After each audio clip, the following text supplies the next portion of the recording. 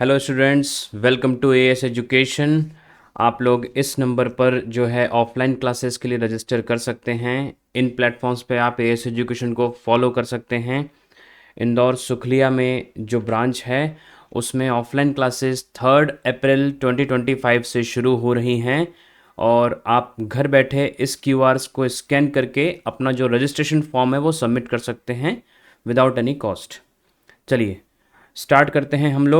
हम लोगों का चल रहा था फुल रिवीजन इन 7 डेज। उसमें आज जो हम लोग टॉपिक लेके आए हैं मैथ्स का वो है सर्कल्स, जो कि बहुत ज़्यादा इम्पॉर्टेंट है। सर्कल्स के ये मैं 10 क्वेश्चंस आपको कराऊंगा और इन 10 क्वेश्चंस में आपको जो मेथड्स मिलेंगी उन्हीं मेथड्स पे बेस्ड आपको क्वेश्चन एग्जाम में दिखने वाले हैं। चलिए बिना देर किए स्टार्ट करते हैं। सबसे पहला क्वेश्चन देखिए बच्चों। इन the given figure point P is 26 centimetre. देखिए पहले इस क्वेश्चन को करने के पहले मैं आपको बता देता हूं कि सर्कल्स में दो इंपॉर्टेंट चीज़ें हैं, मतलब दो थ्योरम्स हैं उस चैप्टर में आपके लिए। उन दो थ्योरम्स में क्या क्या बता के रखा है। 10.1 थ्योरम 10.1 थ्योरम क्या कहती है कि अगर कोई सर्कल होता है, उस सर्कल पर अगर कोई एक लाइन केवल एक पॉइंट पे टच करके जाती है तो उस लाइन को हम क्या कहते हैं, टेंजेंट, है ना। इस लाइन को हम लोग टेंजेंट टू द सर्कल बोलेंगे।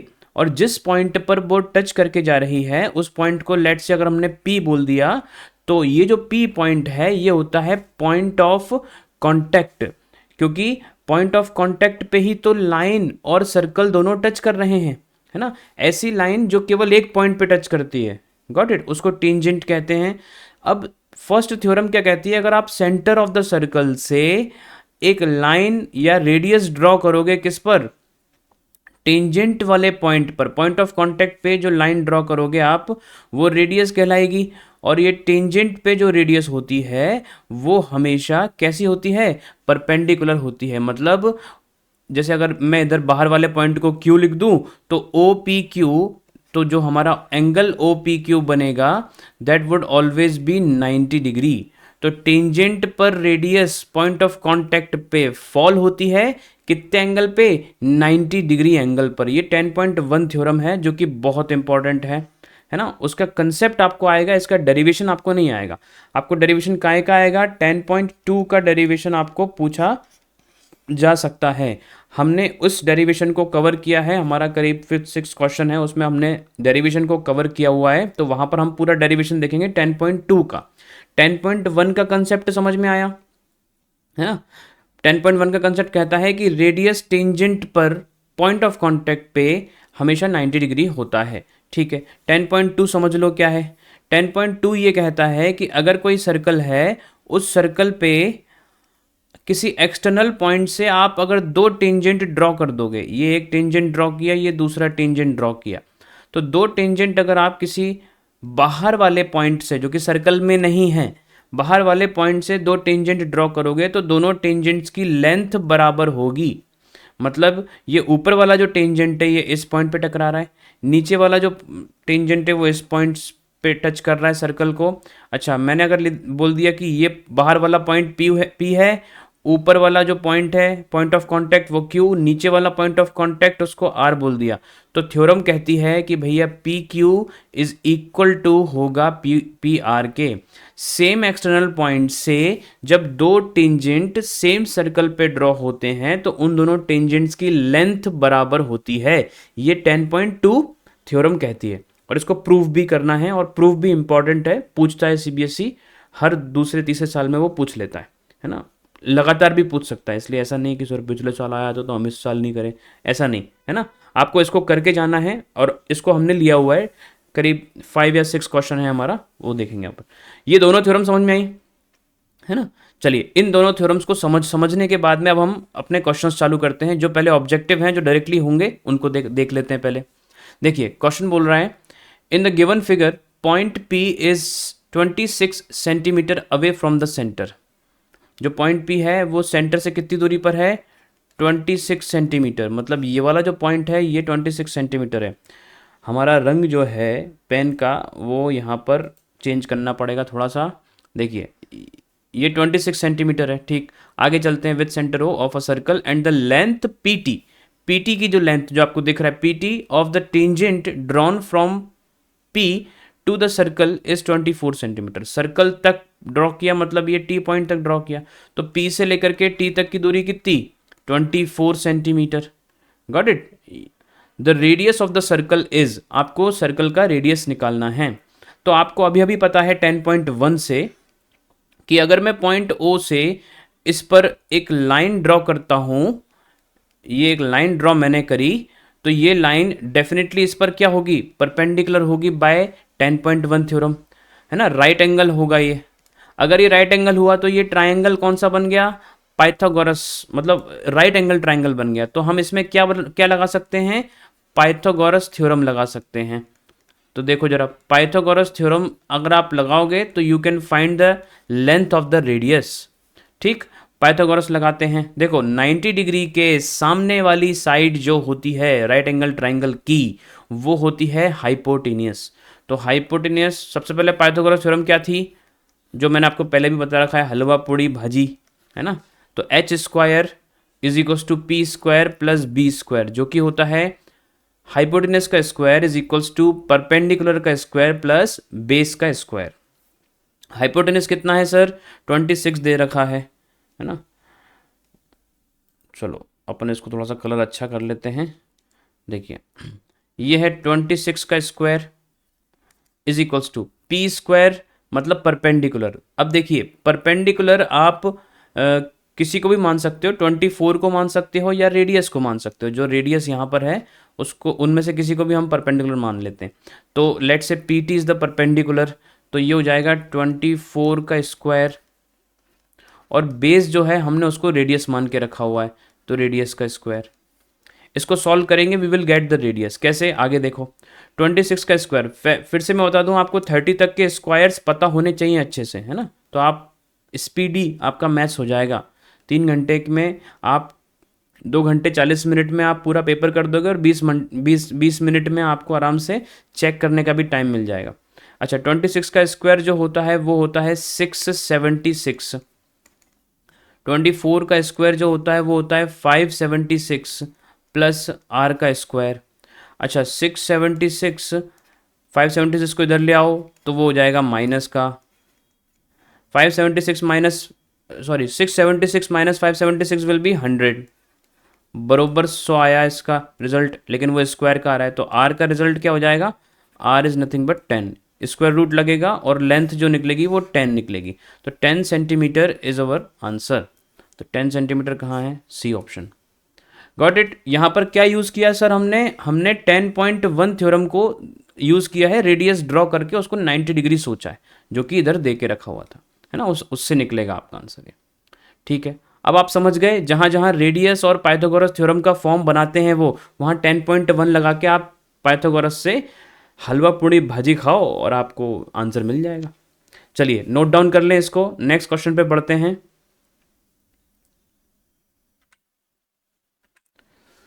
अगला question, in the given figure, हमारे पास एक फिगर है, P Q is tangent to the circle centred at O. P Q जो है वो एक टेंजेंट है उस सर्कल का जिसका सेंटर ओ है। If angle A O B is 95 degrees, आपको A O B, angle A O B ये आपको दे रखा है कितना, 95 डिग्री। तो इस पर लिख देते हैं हम लोग 95 डिग्रीज। तो ये 95 डिग्रीज के बराबर का एंगल है। ठीक है साहब। Then the measure of angle A B Q will be, A B Q मतलब उसने पूछा कौन सा एंगल है हमसे, ये वाला एंगल पूछा है। Got it, A B Q. तो पॉज करके एक बार दिमाग लगाओ और इन चारों में से आंसर फाइंड करो और फिर चेक करो। चलिए, आपने पॉज हटा लिया होगा। अब देखिए आगे बढ़ते हैं हम लोग। देखिए अगर आप ध्यान से देखोगे तो ओ बी और क्यू, हमारे पास एंगल ओ बी क्यू जो है वो कितना है, O B Q. O B Q angle हमारे पास में होगा 90 डिग्री। क्यों भाई, बाय थ्योरम 10.1 वापस से अप्लाई करो, आपको समझ में आएगा कि ये रेडियस है, ये भी रेडियस है, और ये रेडियस किस पर है, टेंजेंट पे at the point of contact B. तो डेफिनेटली ये वाला एंगल जो होगा दिस वुड बी 90 डिग्री, है ना। तो angle O B Q 90 degree का होगा, और उसमें से हमको क्या माइनस करना है, अगर हमको ए बी क्यू लाना है तो ध्यान से देखिए बच्चों, ए बी क्यू लाने के लिए आपको एंगल ओ बी क्यू में से माइनस करना पड़ेगा ओ बी ए, या ये ओ बी ए माइनस आपको करना पड़ेगा। तो सर ओ बी ए तो हमारे पास में नहीं है, लेकिन हम उसको निकाल सकते हैं। कैसे निकालेंगे, ध्यान से देखना।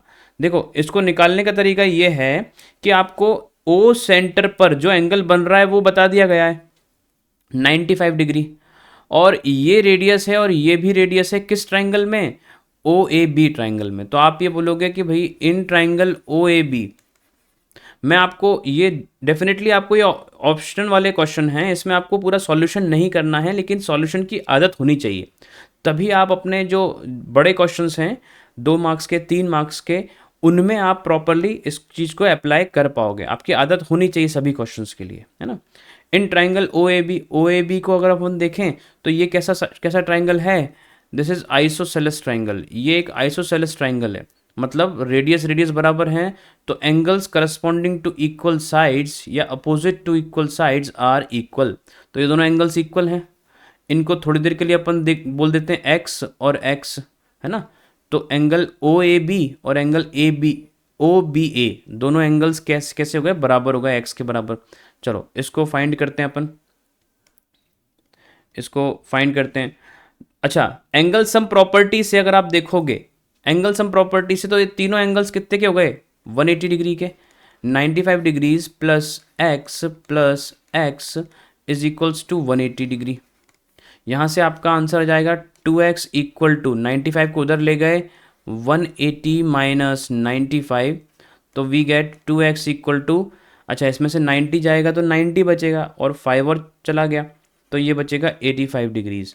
तो x equal two is how much, 42 नहीं 85 ना, तो ये बचना चाहिए 45, ठीक है, 42.5 डिग्रीज ये बचना चाहिए x की वैल्यू। x हमारा आंसर नहीं है, कुछ बच्चे x लगा के आ सकते हैं, इसलिए ये 42.5 डिग्रीज बोल देंगे, इसलिए वो गलत हो जाएगा, है ना। आपकी मिस्टेक्स वाले आंसर्स भी ऑप्शंस में होते हैं, ये बहुत ध्यान से बनाते हैं क्या क्वेश्चंस को, ठीक है।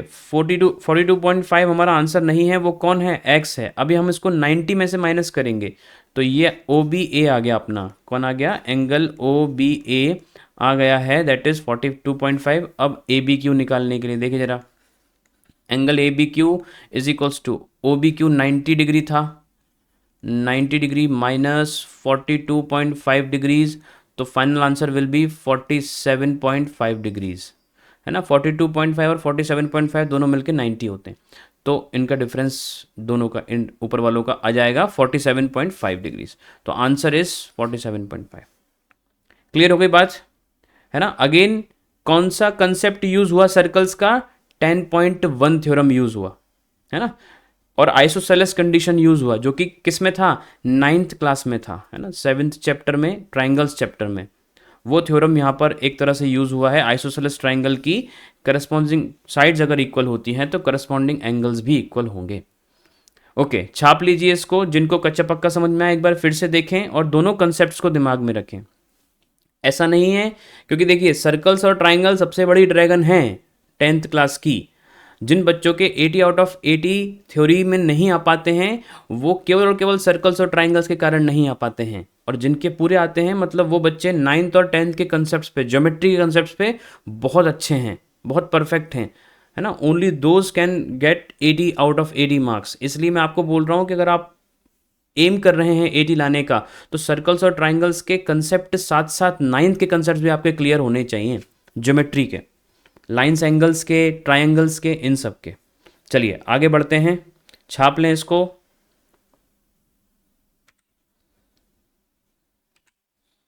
ओके, अगला क्वेश्चन हमारे सामने आप लोगों की कंप्यूटर स्क्रीन पे या मोबाइल स्क्रीन पे देखो। In the given figure a tangent has been drawn at a point P. P point पर एक टेंजेंट ड्रॉ किया गया, हाँ, टीपी नाम से एक टेंजेंट दिख रहा है हमको। On the circle centred at O, ठीक है, सर्कल जो है वो सेंटर ओ वाला है, ठीक। If angle T P Q is 110 degree, कर देते हैं angle T P Q. Okay, T P Q जो एंगल है, मतलब ये पूरा एंगल कितना आ गया, 110 डिग्री के बराबर। लिख देते हैं इसको, 110 डिग्री के बराबर ये पूरा एंगल है। Got it. और आपको पता है, क्या पता है कि जो रेडियस है वो कितना एंगल बना रहा होगा टेंजेंट से, दैट वुड बी 90 डिग्री। तो ये वाला एंगल तो 90 डिग्री का होगा, दिस इज 90 डिग्री, ये 90 डिग्री का होगा। तो इसका मतलब इतना इतना एंगल कितने का आ गया, मतलब ओ पी क्यू एंगल जो है वो निकाला जा सकता है, दोनों को क्या कर देंगे, डिफरेंस कर देंगे दोनों का। Then angle P O Q, उसने पूछा क्या हमको, पी ओ क्यू एंगल के बारे में पूछा। इजी है, पिछले क्वेश्चन का मैं कहूँगा रिवर्स क्वेश्चन है ये। इस बार आपको टेंजेंट जो है उसके 90 डिग्री की हेल्प से पहले एंगल्स निकालने हैं, और कौन से वाले, आइसोसेलेस ट्राइंगल के एंगल्स निकालने हैं, उसके बाद फिर सेंटर पे आना है। पिछले क्वेश्चन में क्या था, सेंटर से हम आइसोसेलेस पे गए थे। चलिए करते हैं इसको। देखिए अगेन आप क्या करो, इस एंगल को x मान लो और इस एंगल को x मान लो, क्योंकि कैलकुलेशन हमको करनी नहीं है, हमको डायरेक्टली इसका आंसर देना है। तो हम चलते हैं डायरेक्टली सॉल्व करने के लिए। देखिए क्या करेंगे हम लोग, we know that angle O P Q is equal to 110 degrees minus 90 degrees, that is nothing but 20 degree.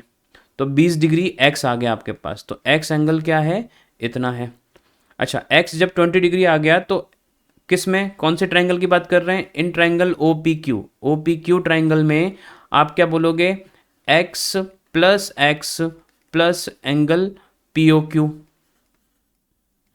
ये जो एंगल बनेगा, ये जो तीनों एंगल्स बनेंगे, ये कितने के होंगे, 180 डिग्री। आप इसके सामने एंगल सम लिख सकते थे अगर वो मतलब अगर वो वैसा होता कैसा, लॉन्ग आंसर में होता। तो वैसे तो अभी डायरेक्ट करना है अपन को, 2x plus angle P O Q पता करना है भाई, 180 डिग्री। अच्छा 2x कितना होगा आपके पास, जब x 20 डिग्री है तो ये हो जाएगा twice of 20 degree plus angle P O Q is equals to 180 degree. So this would be 40 degree plus angle POQ is equals to 180 degree, 180 degree. और फाइनली POQ आपके पास कितना आ गया, 180 minus 40 degree, that is nothing but 140 degree. तो 140 degree हमारा answer होना चाहिए। Option number C is correct. समझ में आया बच्चों। अगेन 10.1 लगा है और आइसोसेलेस ट्रायंगल वाला कंडीशन लगा है सर्कल्स के अंदर। चलिए छाप ले इसको, इजी थे क्वेश्चन। अब आपको कंसेप्ट पकड़ में आ रहा है कि वो कैसे दे सकते हैं क्वेश्चन को। चलिए अगला देखते हैं, नेक्स्ट क्वेश्चन। ओके, ये क्वेश्चन में ध्यान से समझें, आपको पहले डायग्राम को देख लो। डायग्राम में दे के रखा उन्होंने, एक सर्कल है और E से लेकर K तक एक टेंजेंट है, फिर E से लेकर M तक एक टेंजेंट है, और फिर से D से लेकर F तक भी वो एक टेंजेंट है ना। तो ये तीनों चीज़ें देखनी जरूरी हैं। तीनों लाइंस एक्चुअली सर्कल पर क्या हैं, टेंजेंट्स हैं। अब अपन क्वेश्चन को पढ़ना स्टार्ट करते हैं। In figure a circle touches the side DF of triangle EDF at H, ठीक है, H पर इसको ये टच करता है, and touches ED and EF produced at K and M respectively. ठीक है साहब, समझ गए। अब आगे चलते हैं।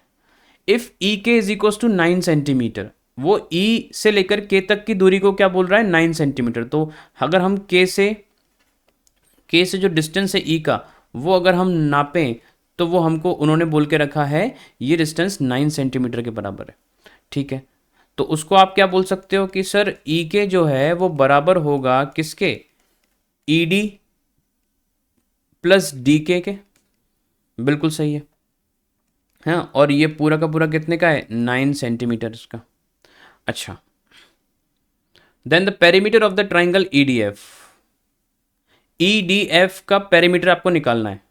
ओके, अच्छा क्वेश्चन है ये, बहुत अच्छा क्वेश्चन है। EDF जो है उसका पेरीमीटर का मतलब क्या होता है बच्चों, पेरीमीटर का मतलब होता है E से लेकर D तक का डिस्टेंस डी से लेकर एफ तक का डिस्टेंस और एफ से लेकर के ई तक का अगेन ये वाला जो डिस्टेंस है ना, ये तीनों डिस्टेंसेस को अगर आप एक एक बार ऐड कर दोगे तो उस ट्रायंगल का पेरीमीटर मिल जाता है। मतलब किसी भी शेप का आउटलाइन अगर हम लेंथ वाइज ऐड कर दें तो that is called the perimeter of that shape, that two dimensional shape, है ना। तो ये 2D फिगर है ट्राइंगल, उसका आउटलाइन क्या होगा, ED plus DF plus FE, that would be the perimeter. तो तीनों लेंथ को हमको प्लस करना और पेरीमीटर आ जाएगा। तो सर हमको लेंथ तो दे के नहीं रखी हुई है, तो यहाँ लगाना पड़ेगा दिमाग। देखो जरा कैसे लगाते हैं दिमाग, वो पता करते हैं अपन। देखिए आपको ये दे रखा है 9 सेंटीमीटर, ये पूरा। अगर आपको मैं ध्यान से इसको दिखाऊं, पहले इसको अपन रब कर देते हैं जो ओवरलैप किया अपन ने इतना सारा। देखिए अगर आप देखोगे तो D, सबसे पहले तो मैं आपको बता दूं 10.2 लग रही है। क्या लग रही है? 10.2 थ्योरम लग रही है। कैसे लग रही है कि D एक एक्सटर्नल पॉइंट है, DK और DH दोनों के दोनों टेंजेंट्स सेम एक्सटर्नल पॉइंट से हैं, तो DK और DH इसलिए ये दोनों होंगे सेम, तो ये वाला लेंथ इस लेंथ के बराबर होगा।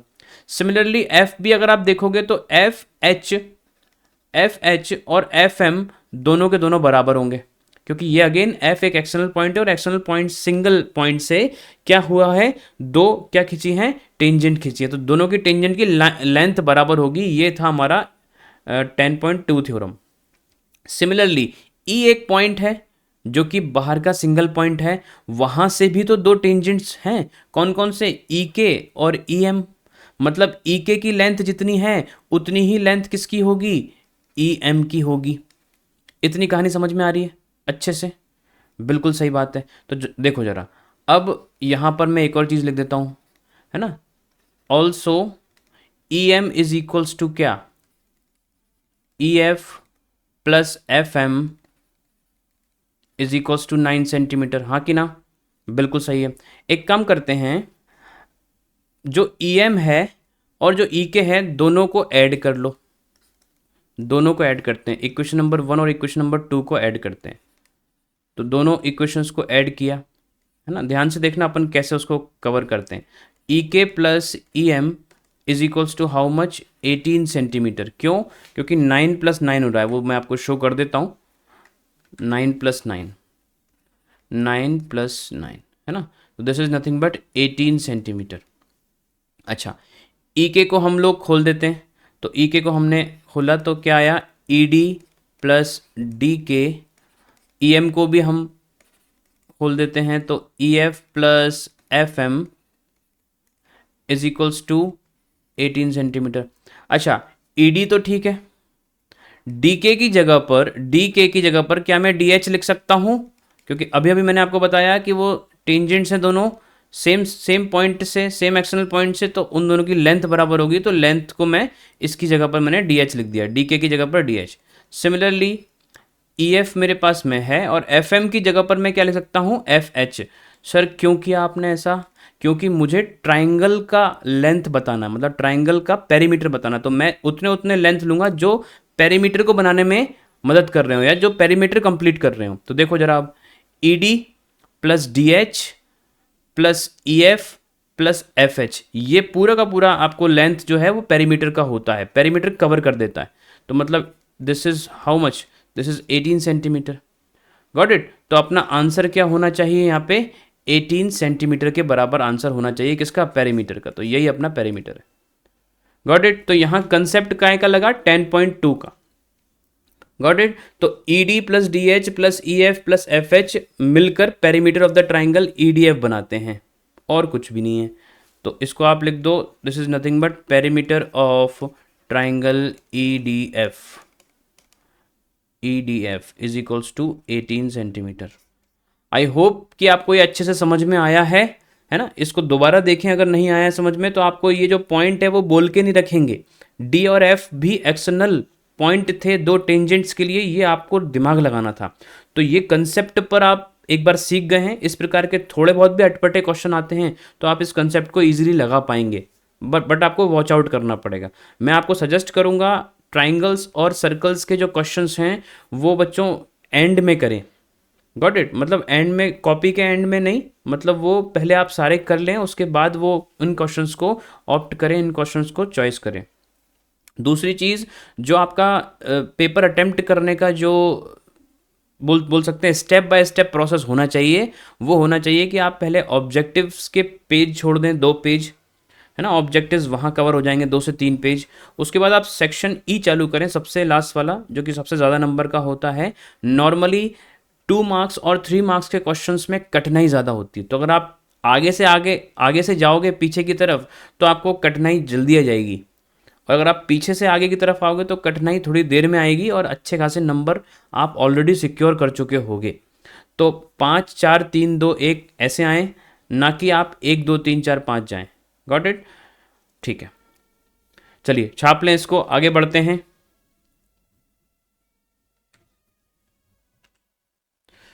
नेक्स्ट क्वेश्चन है हमारे पास, देखिए 2 सर्कल्स दिख रहे हैं, और दोनों सर्कल्स पे 2 टेंजेंट दिख रहे हैं। ए बी एक लाइन है जो दोनों पे टेंजेंट है, और डी सी भी एक लाइन है जो दोनों पे टेंजेंट है। अब क्वेश्चन क्या पूछ रहा है वो देखते हैं। In the given figure, common tangents A B and C D to the 2 circles with centre O1 and O2 intersect at E. ठीक है, 2 टेंजेंट्स हैं, दोनों टेंजेंट्स एक दूसरे को इंटरसेक्ट करते हैं, काहे पे? ई पॉइंट पे भैया। Prove that A B equal to C D. हाँ, ए से लेकर बी तक की लेंथ बरोबर होगी भाई सी से लेकर डी तक की लेंथ के। ये हमको बताना है, ये हमको प्रूव करना है। चलो करते हैं प्रूव। देखो सबसे पहले आप O2 वाले सर्कल को भूल जाओ, केवल O1 वाले सर्कल को ध्यान से देखो। तो E उसके लिए क्या हो गया? External point. मतलब कौन सी थ्योरम लग रही है? बहुत बढ़िया, 10.2 लग रही है। अच्छा, EA और EC बराबर होंगे कि नहीं बाय 10.2 थ्योरम? बिल्कुल होंगे सर, है ना। और दूसरा, अब आप O1 सर्कल को भूल जाओ और O2 सर्कल को देखो। अगेन ई पॉइंट इसके लिए भी एक्सटर्नल है, और ED और EB क्या हैं? 2 टेंजेंट्स हैं। बिल्कुल सही बात है, तो ये और ये भी बराबर हो गए, ED और EB भी बराबर हो गए। Got it? तो हम क्या बोलेंगे, अब यहाँ पर देखो ऑप्शन वाला नहीं है मामला, तो 2 नंबर का क्वेश्चन होगा ये। इसमें आपको क्या करना है, प्रॉपर लैंग्वेज लिखनी है, और प्रॉपर उसको लिखकर सॉल्व करके आपको देना है। Got it? चलो देखते हैं इसको। देखिए सबसे पहले तो वी हैव, हम लिखना चालू करेंगे। We have for O1 circle, O1 circle के लिए, for O1 circle E is an external point, E is an external point with tangents EA and EC, है ना। So it implies that EA equal to EC कैसे? by theorem 10.2, है ना। Bye theorem 10.2 हम ये बोल सकते हैं EA इक्वल टू EC। ठीक है साहब, इसको इक्वेशन नंबर क्या लिख दिया? 1। ठीक, अब अगेन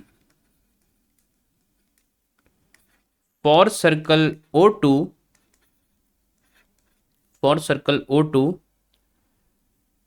या अगेन की जगह आप उसको लिखो सिमिलरली, ताकि आपको पूरी लैंग्वेज दोबारा ना लिखनी पड़े। Similarly for circle O2 E is an external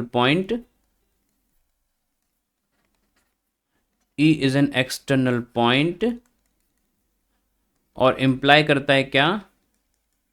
ED is equals to EB, ED is equals to EB। ठीक है सर, अगेन बाय थ्योरम 10.2 इसको रख दिया इक्वेशन नंबर 2, है ना। इसको इक्वेशन नंबर 2 रखा, इसको इक्वेशन नंबर 1 रखा। ठीक है, अच्छा एक चीज़ और, इसको थोड़ा सा मैं उल्टा कर लूँ, है ना। मैं उसको उल्टा करूँगा, देखिए क्यों मैंने जानबूझ के ऐसा लिखकर अब उल्टा कर रहा हूँ ताकि आपको ध्यान से समझ में आए कि क्यों कर रहा हूँ मैं।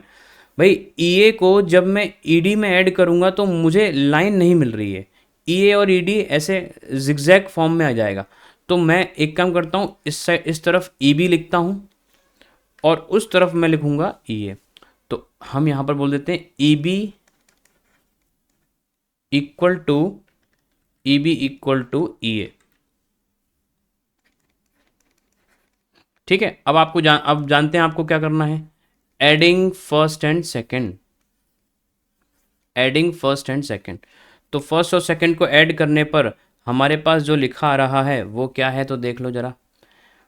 Adding first and second, first और सेकंड को ऐड करेंगे तो हमारे पास आता है E A plus E B is equals to E A plus, E A क्यों आ गया, ई डी आना चाहिए था, है ना, E B plus E D आना चाहिए था। चलो ई डी कर देते हैं इसको,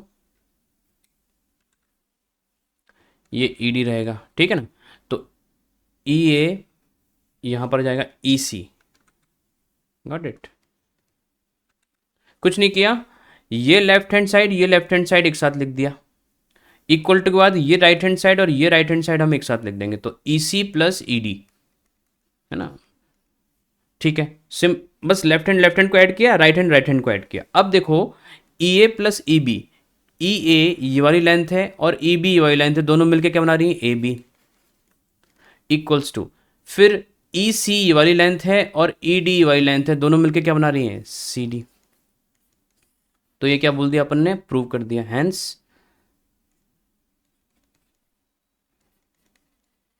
हेंस मतलब मुर्गियां, प्रूव्ड, गॉट इट।